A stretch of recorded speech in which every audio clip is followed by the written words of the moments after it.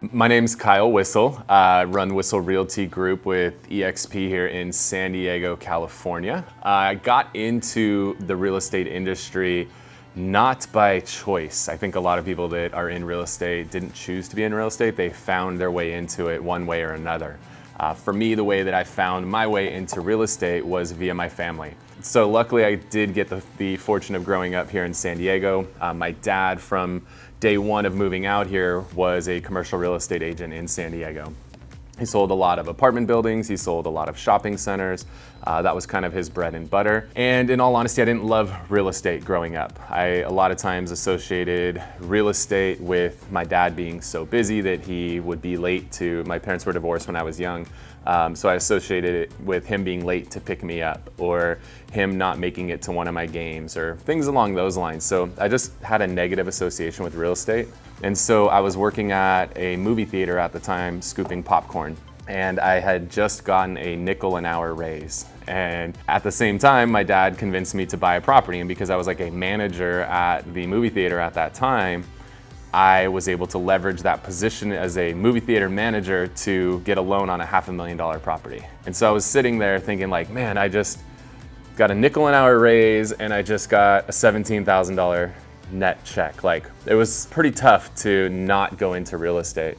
And so at that point, I was like, all right, Dad, like, I know I told you I never wanted to do real estate. I never thought I would get into real estate, but let's talk about real estate. Before using video marketing, we really never had much of a brand strategy outside of putting a bunch of signs up in yards for our listings, doing an open house from time to time, which I could literally look back at my old open house signs and laugh. I remember the first open house I ever did, I went to Home Depot and I bought the signs that are like this big, that are red and white, and you like grab a Sharpie and write the address on it. And I had like 2 signs. It was so pathetic. So there was not a whole lot of brand strategy. We did a lot of Craigslist marketing, which I don't know if that's necessarily where you want to build your brand, is going hard on Craigslist. There really was not much out there as far as brand. It wasn't anything that we were really conscious of. I think we were just focused on doing deals. We never built a brand strategy in the beginning. It wasn't until we made a commitment to video that we really started to build out that brand strategy. If you're seeing this video, it's because you have not yet subscribed to the Whissel Way channel here on YouTube. Why should you subscribe? Because we're going to fill our channel full of amazing content that's gonna help you grow your business. Before using video without having a brand strategy, we were still successful. We've consistently been one of the top teams in the county. But what we've seen change by implementing video is we've seen just an overall lift in everything that we do. What happens now is when I walk into the restaurant next door, as soon as I walk in the door, people know who I am. People will even ask to take a selfie. I'll get free meals, or sometimes they'll be terrified because they think I'm like a restaurant critic, and they'll like go overboard with the service. It's really funny. They know your brand, they know who you are, they've heard of you before, they've seen your videos. You send a postcard out, you get a better response rate because they correlate, like, that's the guy from the videos. That's somebody I'm more comfortable working with, because what happens is that they create what's called a parasocial relationship with you. And they feel like they know you, they feel like they're friends with you before they've ever even met you. So the beautiful thing that happens is as soon as you meet somebody, you're instantly in relationship. And so what that does is just a general lift in everything that you do in business. And that's the part of video that a lot of people don't understand, because we've gotten too fixated in our industry on what's the return on investment? What's the return on investment? Like making sure that every dollar is trackable. And that's good to a certain extent. But as you start to truly grow out a business and build a brand, you actually have to put a little bit of focus on the brand, because now it lifts everything else that happens around us. Using video has done a lot of things to help us grow our business. Specifically in the beginning, when we first dove into video, was just doing video emails out to our entire database. So we partnered with a company out of San Diego, Viral Marketing. We would send 2 video emails every single month to our entire database. And I went with Viral initially because I was like, I tried shooting my own videos. I used to have like a flip video camera and I would shoot them myself, and then I would try to like edit them in Windows Movie Maker and all this stuff, and it was like, I was like, all right, I'm okay at this, but they still kind of look like shit. and I'm spending so much time trying to do this. Like, this is not the highest and best use of my time. So initially I was like, all right, let's outsource this to somebody. And those guys came in and it was great. They would use a webcam and they would get on the phone with you, because Zoom wasn't a popular thing at that point, helping people understand what is a short sale. And then they would give me some key points to hit on, and they would stay on the phone. I'd put them on speakerphone and mute the phone, and I would do the video. And then the really magical part was what would happen. We would then follow up with those people who opened the video, played the video, because now we got to have these really easy conversations with people. Say, Grant, hey, I saw you checked out our video on short sales. I wanted to give you a call. What did you think of the video? So we started to see that happen over and over and over again. And that was really what got me into and excited about video, because I went from a flip cam, shooting them by myself, editing myself, to now having somebody who was taking a lot of the work off my shoulders, where I just had to shoot the video and I was hands off. I started to see such a good reaction from that I decided, you know what, like, toes are in the water, let's just dive in head first. And so at that point, I decided, let's just hire a full-time videographer. And the way I came to that conclusion was that I looked at how many units we had sold that year that were listings, and it was roughly 150. And then I looked at how much did we spend on average on photography and videography on all of those listings. And so I just put it out there. I told people, like, this is something I learned about hiring, is you just got to build the story of the person that you're looking for, of the avatar, right, of this person. And so I just put it out there to everybody. I was like, I'm looking for somebody who can come in, shoot photos of my listings, shoot videos, also create, some killer video content, and then help me distribute that content on social media. The amount of engagement that we started seeing on those videos was insane. And we're like, this is great. Like, we're onto something here, because now we're getting in front of our target audience on a consistent basis with content that they actually care about. And it really started to make us a recognized face in the community, to the point where I got nominated within a couple years of doing this for Person of the Year in our city. I got an award for Young Professional of the Year in our city, because I was the guy who was showing everybody all the cool stuff within the community. East County San Diego has a lot to offer. Amazing food, a rich history, tons of community events, and amazing people and organizations. Videos created a ton of opportunities for us within the community. Some of the examples, one being nominated as Person of the Year within my community. Like, that doesn't happen unless you do amazing things for your community. Being recognized, by everybody within the community, and being able to earn a title of Person of the Year, right? That's something that's pretty amazing. And I have not gotten the title yet. I've not won, but as long as I continue doing what I'm doing and doing amazing things for the community, that's something that I will earn in time. And that is super, super valuable for my credibility. And it's valuable for me to feel validated in the work that I'm putting in, and the efforts that I do within the community and giving back, that they're being recognized. So I think that that's something that's really important. And, if we talked about the business side of it, if I walk into a listing appointment, right, one of the most important things is you got to have some USPs. Ideally USPs that nobody else has. Well, if I walk into a listing in Santee and somebody says, well, what makes you different? And I could tell them, oh, funny you should ask, Grant. One of the things that makes me different is I'm actually the reigning Person of the Year here in Santee, because of my knowledge of the community and all of the things I've done to give back to the community. Videos had a huge impact on our business in many, many ways. And I want to really talk about, there's really two paths when agents ask questions about videos. I have one school that's asking, what's your return on investment on it? And then I have the other schools like, what's the impact on it? So on the return on investment side, a couple examples that I can just name off the top of my head. Biggest listing in my entire career came from a video we shot about a local senior community. Was not the most exciting video, was not the most engaging video, was not the most optically appealing video, but it had a lot of impact on that business, because it gave them a really cool video to showcase their community that they didn't have before.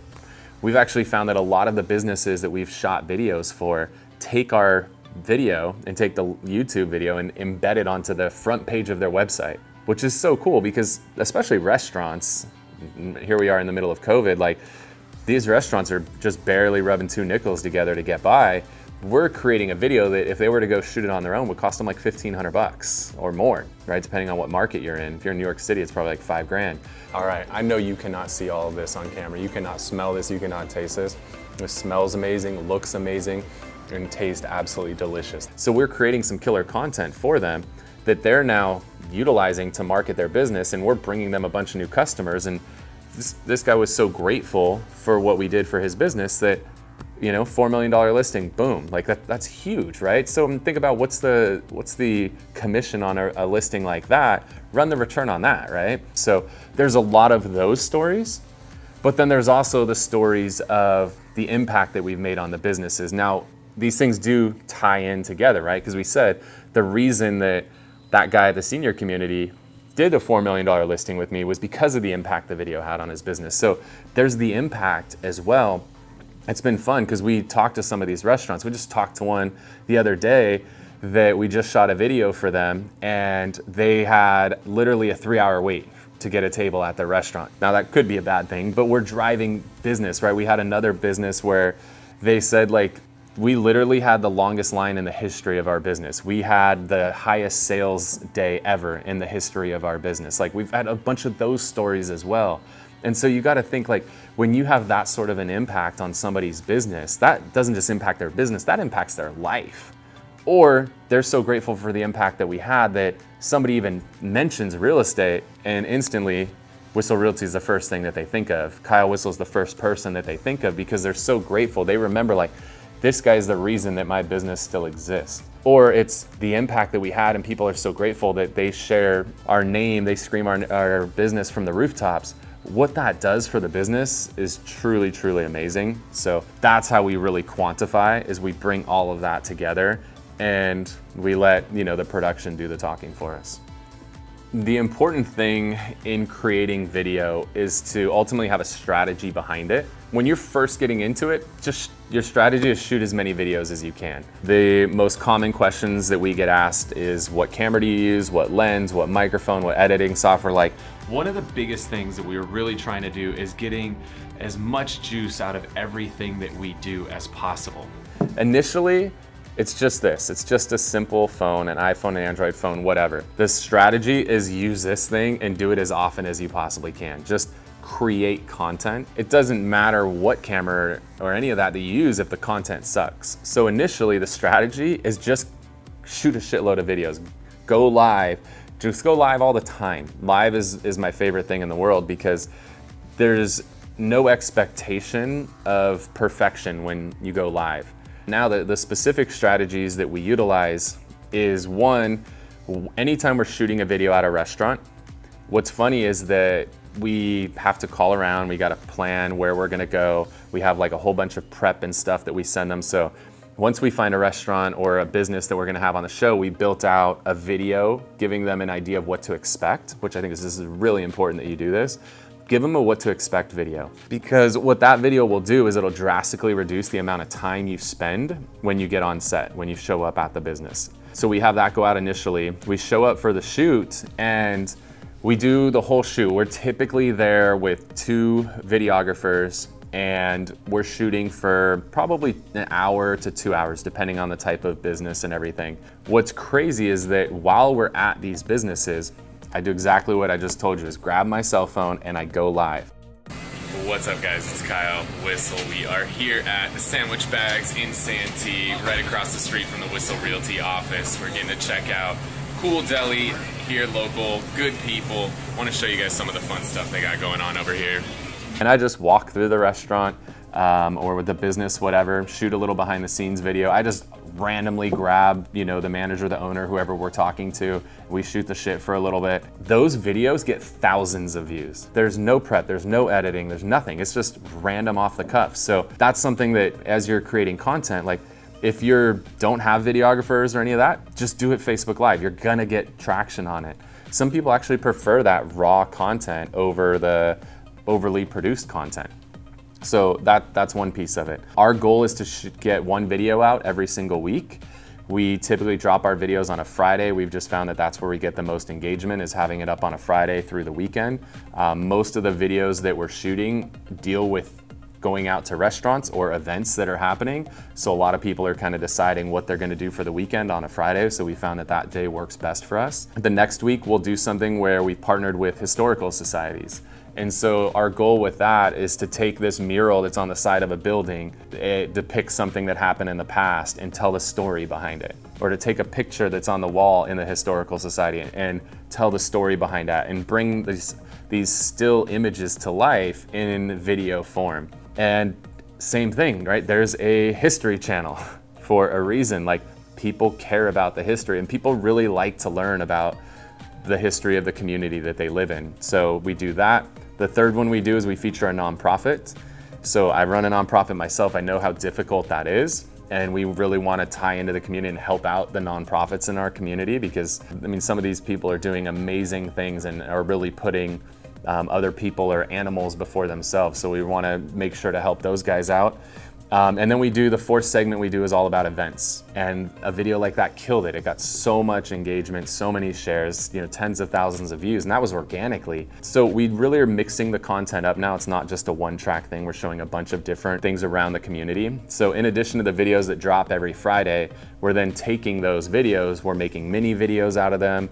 We're even just grabbing still shots from those videos, so that we're getting content out on a daily basis. So some of those mini videos and stills will be teasing an upcoming episode. Some of them will be like a throwback Thursday to a previous episode, so we can re-engage. Because something that happens on social, if you can get people to go from like this video that was a year old, but you can get 20 people to go back and watch this old video, it'll reignite it and it'll get a nice little bump again. Video is something that we can do a lot of magical things with. We can create tons of different pieces and different types of content.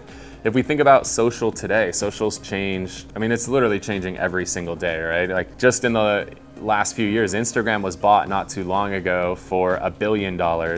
And now you have other social media sites selling for tens of billions of dollars. If you have a video, you can make stories with a video.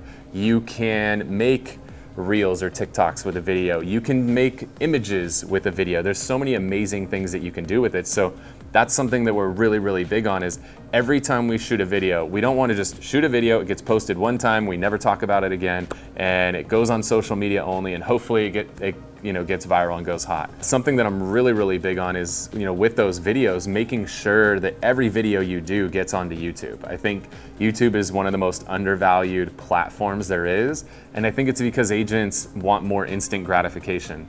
So they know if they put it on Facebook, Instagram, TikTok, especially TikTok, people love it because they can get so many views in a short period of time, and it makes us feel good about ourselves when we see that we get a lot of views. Where YouTube is probably the hardest of the platforms to get a lot of views on. So agents don't get that instant gratification, so a lot of them treat that as an afterthought.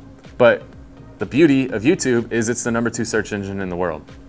And the #1 search engine is owned by the same person, Google. It's to the point now, half the time when you do a search on Google, it's showing you YouTube videos in the results. So I think everybody who's creating video needs to really make YouTube a focal point of what they do. Our goal is to make every single video we shoot end up on YouTube. Whether it was initially a Facebook Live or it was a green screen video, they all are gonna end up on YouTube, because you might not get a lot of traction initially, but you could get traction forever, because it's searchable content, where your Facebook videos, your TikTok videos are not gonna be found 6 months from now. They're not gonna be found 6 days from now a lot of times. But your YouTube video is gonna be found 6 years from now. And some of the things we do too, this is, people ask us like, well, how do you tie in your restaurant videos to real estate? And so this is something I can attribute multiple transactions to, is when we have an open house coming up, we will partner with a restaurant that we've had on the show in conjunction with our open house. And so one that I specifically attribute 3 transactions to, we had an open house. It was like a $500,000 listing, not super high end, just kind of an average listing. We had featured a donut shop on the show that has amazing donuts, that's famous in our area, called Mary's Donuts. We decided like, hey, let's put a post up and let's encourage our audience who's watched the Mary's Donuts video to come out to our open house, and they can come have a Mary's Donut on us and mimosas, because we found that alcohol can be an amazing thing at open houses. understand your broker's rules, your state rules, all of that stuff. I'm not liable for you getting in trouble for that. So make sure you know the rules, but we throw it out there. And what's cool is I can now put real estate content in front of my restaurant audience because I'm tying in the restaurant that I've had on the show.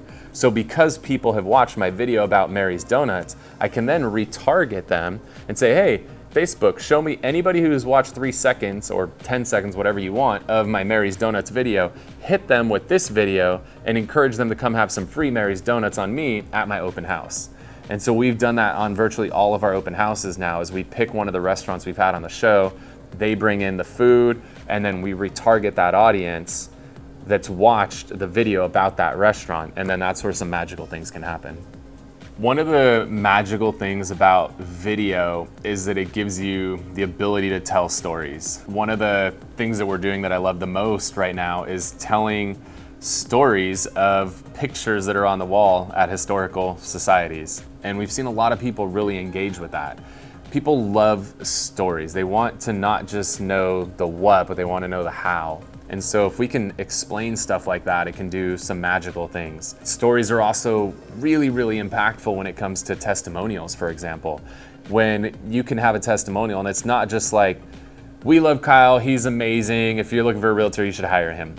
That doesn't sell. When you could tell the story behind it and just wanted to put a quick little video together to talk about our recent experience working with the guys over at RBD. Truly a pleasure to work with these guys. Roger, true visionary at finding awesome deals and knowing exactly what to do to rehab them. And you've got Brian, the brains behind the operation, making all the numbers work. Truly had a pleasure working with these guys on a property in El Cajon. Highly recommend it, whether you're looking to get into flipping yourself or you're an agent looking for a good flipping team to work with. These guys are top notch. So you heard it here first from Whissel Realty, RBD rocks. Like when you tell that story as opposed to like, just listed, just sold, open up, like nobody cares about that kind of content. But when you can tell the stories, that's what sells. And I look at like some of the coaches that do conferences, you intentionally, I'm assuming you with this event, you probably have people from a variety of different walks of life, male, female, a variety of backgrounds, right? A variety of different stories, because everybody wants to find somebody that's like them. They want to see that guy or that girl. She looks like me, he talks like me, she's been through the same thing as me. Because then we're like, well, if he can do it, I can do it because he's like me. People want that.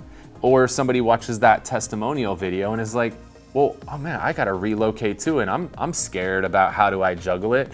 But I mean, Kyle's the guy, he knows how to do it. He did it for them, he can do it for me too. So people need to see and hear stories so that they can feel a better connection. And when they feel that connection, that's when the magic happens. It's probably one of the most important topics that we have in our business. If you don't know how to follow up with your leads, nothing else really matters what you do in this business.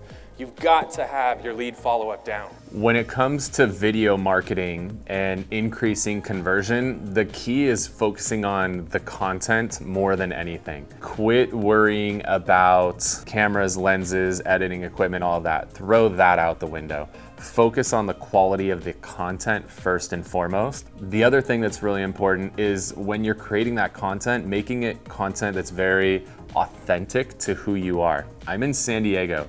We say things like dude and rad and totally, and we say those words you've probably seen people say in movies about California. Like a lot of us talk like that. Well, if those are words you're gonna use when you meet somebody in person, then you should probably use those words on camera. Any Gary Vee fans out there? Yeah. So, if you don't know Gary Vee, he cusses a lot. That's how I talk. I stay true, I stay authentic to who I am. And people love that. Something I've learned, like we're in a political climate right now where if you fly the red flag, everybody who flies the blue flag doesn't like you and vice versa. Well, 50% of the people fly the blue flag and 50% fly the red flag, or roughly thereabouts. So no matter what, 50% of people aren't gonna like you. The sooner you come to accept that 50% of people aren't gonna like you no matter what, the better off you're gonna be. And then you can just focus on being who you are. Because the most important thing in video is making sure that people like you for who you are. And there's some people that won't resonate, right? Like there's people that want the very prim and proper and overly professional. cool. There's gonna be an agent, they're gonna watch their video and they're gonna love that agent for it. But there's also gonna be people who watch that video like, I could never work with that girl or that guy. Like, that is not my style. Like, I need somebody who's a little bit more raw. So that would be one of the best pieces of advice when you're creating your videos, is focus on the content first, because the content's the most important. And then second is keep it authentic to who you are. Don't worry about trying to make everybody like you. You're way better off being you, and the people that are gonna like you are gonna like you 10 times more than trying to please everybody. Anyone can do video marketing if they want to. You just gotta get over, I'm too skinny, I'm too fat, I'm too tall, I'm too short. Like, I talk with an accent, I don't talk with an accent. Like, the sooner you get over all that shit, the better off you're gonna be. So I think that's what it's all about, is you just gotta get comfortable being on camera. You've gotta understand that your first few videos are gonna suck, and that's totally okay. But that's why Facebook Live is amazing, because there's not an expectation of perfection when you go Facebook Live. So the best way for everybody who's in their own head and is worried about it, go Facebook Live. It's amazing what will happen. And the cool thing when you go Facebook Live is you're typically going live to people that you know already, right? You're going live to like your friends, your sphere, and they're gonna support you. They're gonna be like, hey, props to Kyle, like he actually went live on video, like that's cool. And if you're freaking awkward on video, they all know, because you're probably awkward in person. So they're gonna be like, it's cool. So anybody can do it, but the key is you just gotta accept the way that you look. Like, what the mirror sees, what the camera sees, it's how you look. If you don't like the way that you look, do something about it, right? Like, if you feel like you're too fat on camera, go to the damn gym and lose some weight. Like, just do what you gotta do to make yourself feel comfortable. If you need to feel a little better about yourself, do something about it. So that's what I gotta say. And some people might not like that response, but it's the truth. If there's something that's holding you back, fix it.